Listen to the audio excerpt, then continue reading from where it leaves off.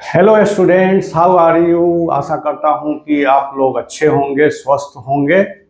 मेरे channel doctor AKS maths classes में आपका स्वागत है। आज मैं एक क्वेश्चन लेकर के आया हूं, प्रॉफिट एंड लॉस चैप्टर का ही क्वेश्चन है कि ए man sold 2 radios for ₹2000 each.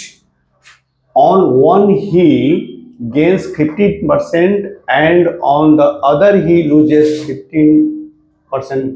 Then find his gain or loss percent in the whole transaction. Question है, एक बार फिर देखा जाए। A man sold 2 radios for ₹2000 each. Okay, on one he gains 15% and on other he loses 15%. Find his gain or loss percent in the whole transaction. मैंने question है क्या कि कोई भी व्यक्ति 2 रेडियो को एट ए टाइम बेच रहा है। एक रेडियो, दोनों रेडियो का सेलिंग प्राइस 2000 रुपीज है। एक पर उसको लॉस होता है और एक पर गेन होता है। एक पर गेन होता है 15% और एक पर लॉस होता है 15%। तो ऑन होल ट्रांजेक्शन उसको क्या लॉस होगा या गेन होगा, इसको हम लोगों को बनाना है। तो हम लोग थोड़ा पहले इसको देखें। If a person sells 2 different articles at the same selling price, same चीज है। If a person sells 2 different articles at the same selling price, one at a gain of A% and another at loss of A%, then the seller always incurs a loss which is A/10 whole square. मतलब है क्या कि कोई भी व्यक्ति यदि 2 सामान को बेचता है और एक पर लॉस होता है और एक पर गेन होता है, लेकिन सेम लॉस और सेम गेन होना चाहिए।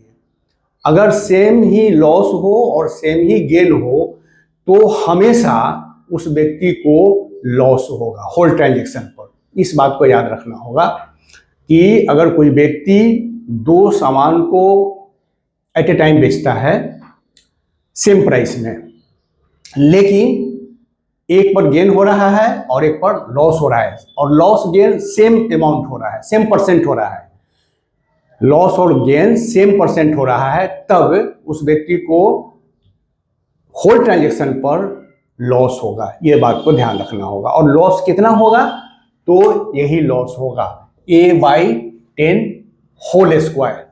मतलब बेचने पर A% का लॉस हो रहा है, बेचने पर A% का गेन हो रहा है, तो टोटल उसको फायदा या लॉस क्या होगा, A/10 होल स्क्वायर घाटा होगा, लॉस होगा।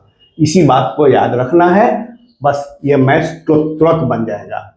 अब देखिए यहाँ पर A है क्या, तो क्या हो रहा है कि वो ये 2000 से हमको मतलब नहीं है। On one he gains 15% and on other he loses 15%। मतलब A हमको मिल गया, A मिल गया 15%।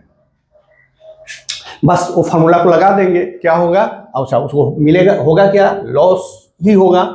तो लॉस परसेंट उसको हो जाएगा A means 15/10 whole square percent.